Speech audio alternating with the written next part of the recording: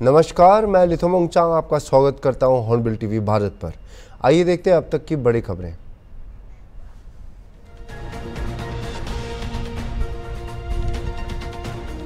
राज्यसभा के 12 सदस्यों ने शपथ ली। राज्यसभा के निर्वाचित सदस्यों को उपराष्ट्रपति और राज्यसभा के सभापति जगदीप धनखड़ ने संसद भवन में शपथ दिलाई।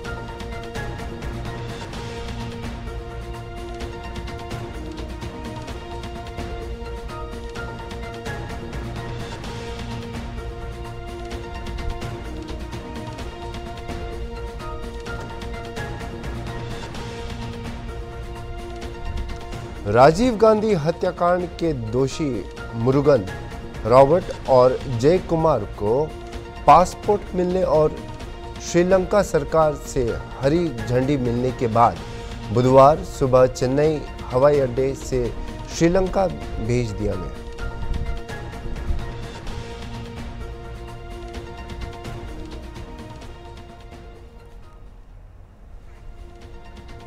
पूर्व प्रधानमंत्री मनमोहन सिंह बुधवार को राज्यसभा में 33 साल की एक उल्लेखनीय राजनीतिक पारी समाप्त करेंगे।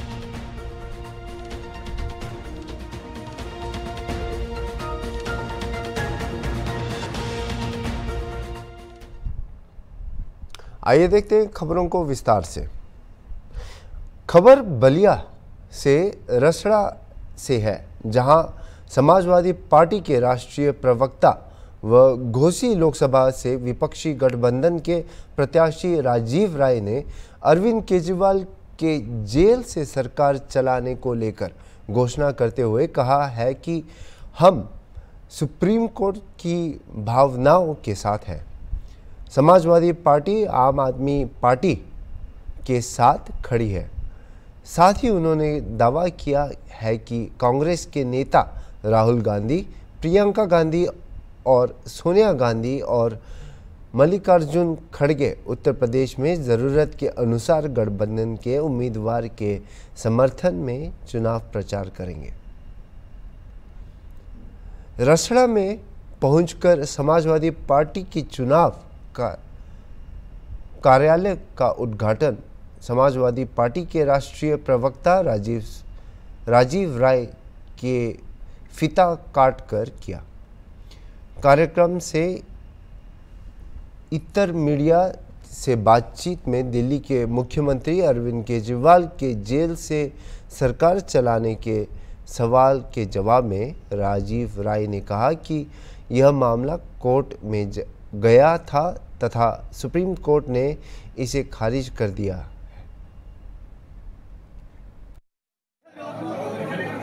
शुरुआत हुआ है, एक उठने बैठने की जगह हो जाए जहाँ हम अपने कार्यकर्ताओं से विचार विमर्श करें, मंथन करें। और इसमें कांग्रेस के साथी भी हमारे साथ थे। आपने देखा समाज का हर वक्त, चाहे पूर्व सैनिक रहे हो, अन्य बिरादरियों के लोग रहे हो, कांग्रेस पार्टी रही हो, किसान मोर्चा रहा हो, किन्नर समाज रहा हो, सबका आशीर्वाद मुझे मिला। 2024 का चुनाव किस मुद्दों पर रहेगा इस बार?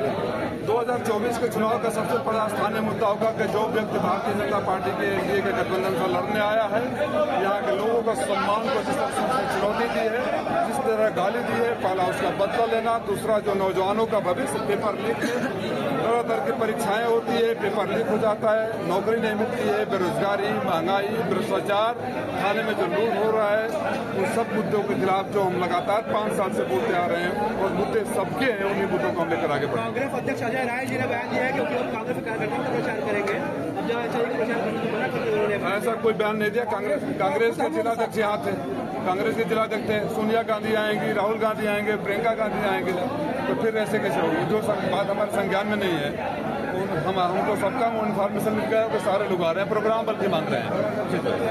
ये जो जो सपा के 2 नेताओं ने जाकर इंदौर पर फूल चढ़ाए हैं, क्या अगले फैसलों भी जाएंगे? वो राष्ट्रीय अध्यक्ष का निर्णय, उनका मैं कैसे बता सकता हूँ क्या करेंगे।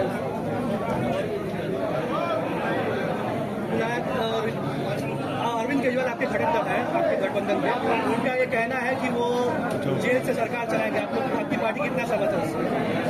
ये मामला मामला कोर्ट में गया था और सुप्रीम कोर्ट ने खारिज कर दिया, बोला कोई ऐसी संवैधानिक बाध्यता नहीं है तो अगर जेल में है तो उनको हटा दिया जाए।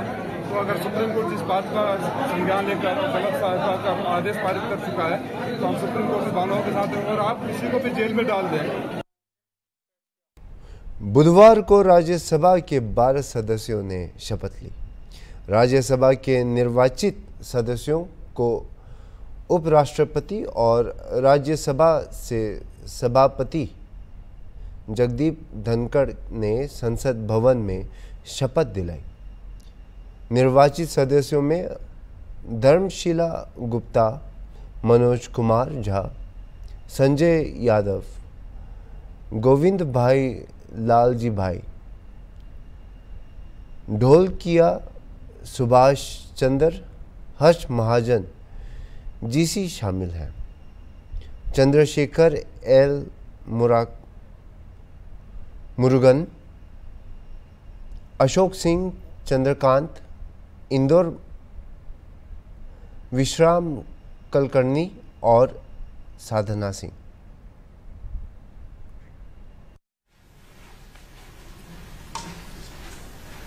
श्री संजय यादव।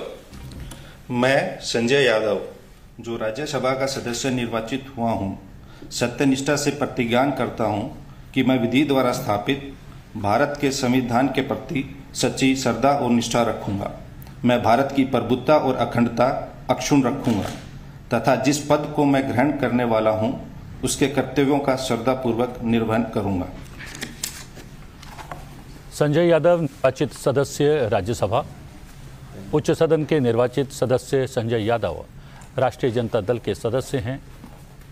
संजय यादव बिहार से चुने गए हैं और पहली बार संसद के उच्च सदन के लिए निर्वाचित हुए हैं। मैं गोविंद भाई लालजी भाई ढोलकिया, जो राज्यसभा का सदस्य निर्वाचित हुआ हूँ, ईश्वर की शपथ लेता हूँ कि मैं विधि द्वारा स्थापित भारत के संविधान के प्रति सच्ची श्रद्धा और निष्ठा रखूंगा। मैं भारत की प्रभुता और अखंडता अक्षुण्ण रखूंगा तथा जिस पद को मैं ग्रहण करने वाला हूँ उसके कर्तव्यों का श्रद्धापूर्वक निर्वहन करूंगा। गोविंद भाई लालजी भाई ढोलकिया, निर्वाचित सदस्य राज्यसभा। उच्च सदन के निर्वाचित सदस्य गोविंद भाई लालजी भाई ढोलकिया ने शपथ ली। भारतीय जनता पार्टी के सदस्य हैं। गोविंद भाई लालजी भाई ढोलकिया गुजरात से चुने गए हैं। गोविंद भाई लालजी भाई ढोलकिया पहली बार संसद के उच्च सदन के लिए निर्वाचित हुए हैं। राजीव गांधी हत्याकांड के दोषी मुरुगन, रॉबर्ट और जय कुमार को पासपोर्ट मिलने और श्रीलंका सरकार से हरी झंडी मिलने के बाद बुधवार सुबह चेन्नई हवाई अड्डे से श्रीलंका भेज दिया गया। मुरुगन, जय कुमार और रॉबर्ट शरणार्थी शिविर में रह रहे थे और चित्रे पुलिस उन्हें चेन्नई हवाई अड्डे पर ले गई। मुरुगन की पत्नी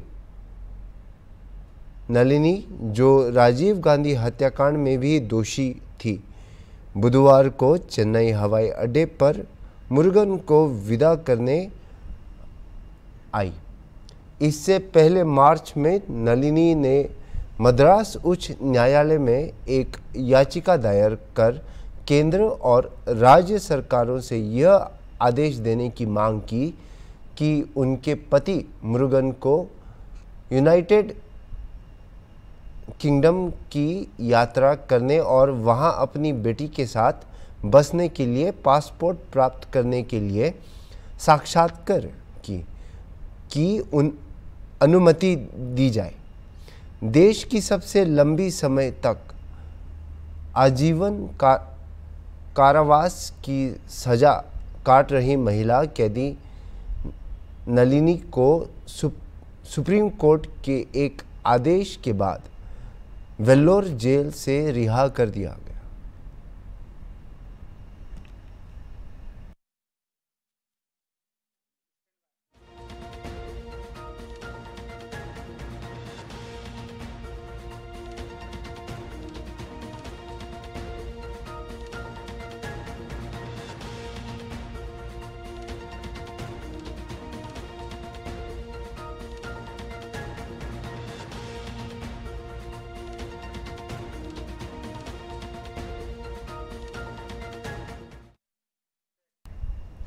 छत्तीसगढ़ के अधिकारियों ने कहा कि बीजापुर जिले में सुरक्षा बलों के साथ मुठभेड़ के एक दिन बाद बुधवार सुबह 3 और नक्सलियों के शव बरामद किए गए।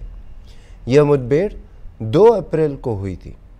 यह जिला रिजर्व गार्ड, केंद्रीय रिजर्व पुलिस बल, कोबरा बटालियन और बस्तर बटालियन के जवानों सहित नक्सलियों और सुरक्षा बलों के बीच एक दिन तक चली मुठभेड़ थी। अधिकारियों के मुताबिक बीजापुर के गगलूर थाना क्षेत्र में नक्सलियों की मौजूदगी की सूचना पर डीआरजी, सीआरपीएफ, एसटीएफ और कोबरा जवानों की संयुक्त टीम को रवाना किया गया। कई मुठभेड़ हुई और मंगलवार को 10 नक्सलियों के शव बरामद किए गए। उनके पास से हथियार बरामद किए गए और उन्होंने बताया कि 10 नक्सलियों के शव मंगलवार देर शाम को बरामद किए गए, जबकि अन्य 3 के शव बुधवार तड़के बरामद किए गए। बस्तर रेंज के आईजीपी सुंदरराज ने बताया कि 13 नक्सलियों के शव बरामद कर लिए गए हैं। वहां 3 महिलाएं भी थी।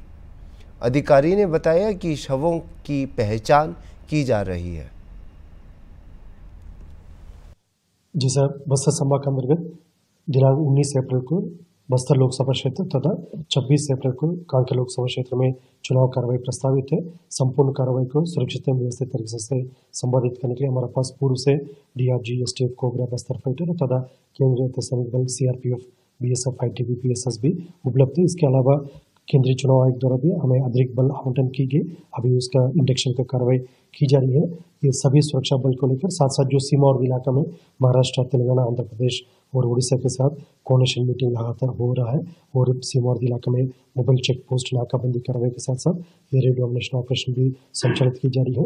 इस प्रकार संपूर्ण इलाका में जो नक्सल विरोधी अभियान के साथ साथ जो रेगुलर जो चेकिंग का कार्रवाई, जिससे सीमा और इलाका में किसी प्रकार का कोई प्रतिबंधित वस्तु मतलब जो सीमा से अंदर ना आ पाई और इस प्रकार मतलब इधर का कोई भी जैसे आपत्तिजनक जो वस्तुओं या व्यक्तियों का जो संदिग्ध व्यक्तियों का मूवमेंट दूसरे इलाके में ना हो पाए, इन सब कार्रवाई अभी लगातार जारी है। और हमारा पूरा कोशिश ये रहेगा मतलब चुनाव प्रक्रिया को काफ़ी अच्छी तरीके से और बिल्कुल एक प्रोफेशनल तरीके से संपादित करने की हमारा पूरा कोशिश रहेगा। सर, तो ये जो पिछली वो जो ऑपरेशन था उसमें क्या कुछ निकल कर के आया है फाइनली? दिनांक 2 अप्रैल को जिला बीजापुर की थाना गंगलोर के अंतर्गत कुरचोली इलाके में सीपीएम और संगठन की प्रतिबंधित एवं गैरकानूनी कैडर्स की उपस्थिति के आसूचना पर डीआरजी, एसटीएफ, कोबरा, सीआरपीएफ संयुक्त बल अभियान के लिए रवाना की गई थी। सुबह लगभग 6-7 बजे से लगातार अलग अलग जगह में मुठभेड़ होते रहा। अंत में जैसे कल शाम को जो मुठभेड़ के पश्चात फाइनल जो 13 माओवादियों का डेड बॉडी रिकवर किए गए थे, उनमें से 3 महिला माओवादियों का डेड बॉडीज है। अभी तक उसका शिनाख्ती कार्रवाई की जा रही है, लेकिन संभवतः पीएलजी कंपनी नंबर 2 जो इलाका जो पश्चिम बस्तर इलाका में सक्रिय रहते, उस फॉर्मेशन का माओवादी कैडर्स का डेड बॉडी होने का पूरा संभावना बताई जा रहा है। आज दोपहर शाम तक शिनाख्ती कार्रवाई भी पूरा हो जाएगा। वेपन के हिसाब से देखा जाए तो एक LMG वेपन, एक 303 और काफ़ी बड़ी संख्या में BGL में बैरल ग्रेनेड लॉन्चर्स घटनास्थल से बरामद हुई थे। इसके अलावा अन्य जैसा 12 बोरियम अदर वेपन्स भी रिकवर किए गए थे। आसपास इलाके में अभी भी फर्दर जो सर्च टीम्स इलाके को सर्चिंग कर रहा है और कॉर्डन और इन्फोर्समेंट टीम्स भी घटनास्थल की सभी तरफ से अभी एरिया को कॉर्डन कर क्लियर कर रहा है। अभी कुल इस अभियान में 13 माओवादियों को डेड बॉडी अभी तक रिकवर की। थाना सकरी अंतर्गत उसलापुर में होली के दिन एक मामूली से बातचीत पर कार हटाने के नाम पर 2 पक्षों के बीच मारपीट हुआ। इसका वीडियो वायरल होने के बाद पुलिस ने पहले एक पक्ष के शिकायत पर वायरल सीसीटीवी के आधार पर दूसरे पक्ष के खिलाफ FIR किया, लेकिन इस मामले को लेकर दूसरे पक्ष ने भी पुलिस परिवार के द्वारा मारपीट करने की शिकायत की। जिसके बाद पुलिस ने एसआई सहित अन्य के खिलाफ भी एफआईआर दर्ज कर मामले को विवेचना में लिया है।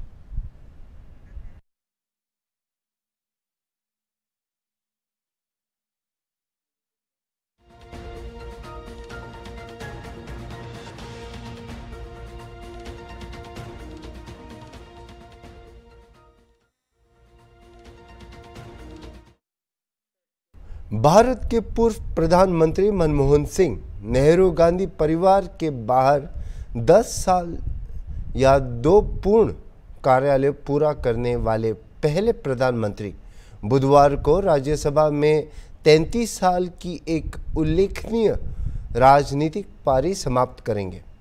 भारत के आर्थिक उदारीकरण के वास्तुकार और 2008 के भारत अमेरिका परमाणु समझौते के पीछे की ताकत सिंह ने एक ऐसी सरकार का नेतृत्व किया जिसने सामाजिक कल्याण ढांचे को अधिकार आधारित कानून के गुलदस्ते के साथ बदल दिया।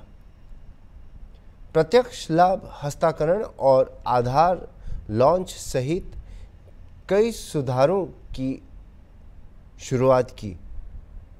91 वर्षीय सिंह इंदिरा गांधी और इंद्र कुमार गुजराल के बाद राज्यसभा से तीसरे प्रधानमंत्री थे।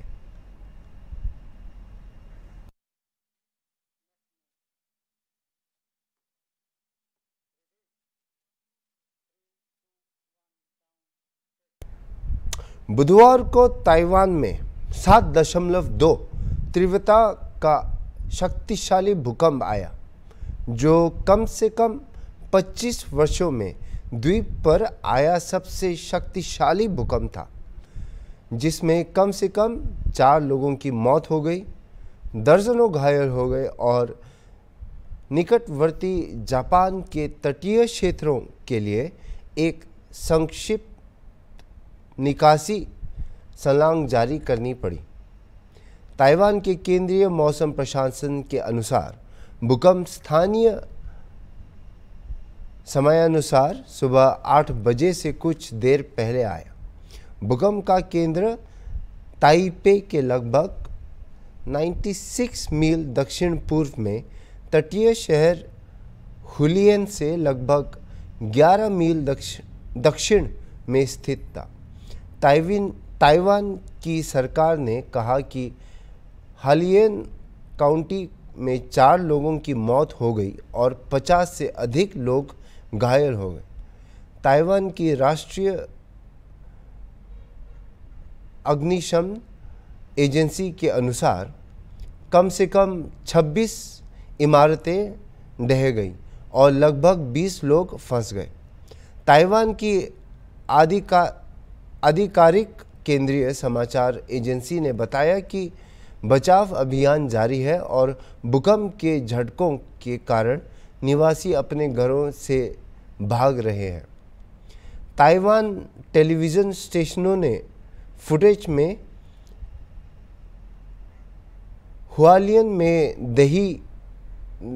ढही हुई इमारतें दिखाई दे रही हैं, जिनमें से कुछ एक कोण पर झुकी हुई हैं।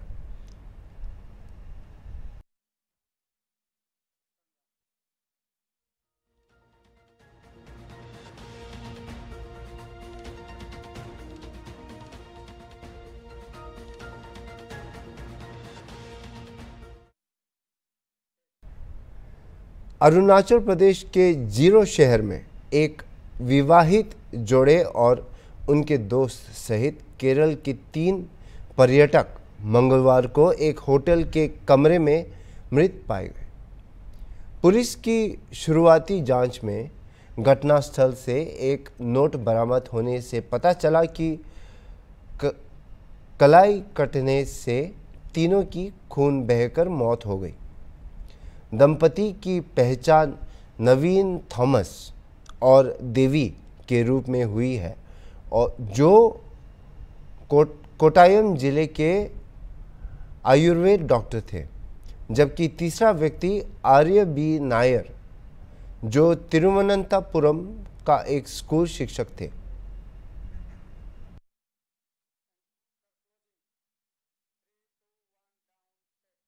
अभी तक के लिए इतना ही, और खबरों के लिए देखते रहे हॉर्नबिल टीवी।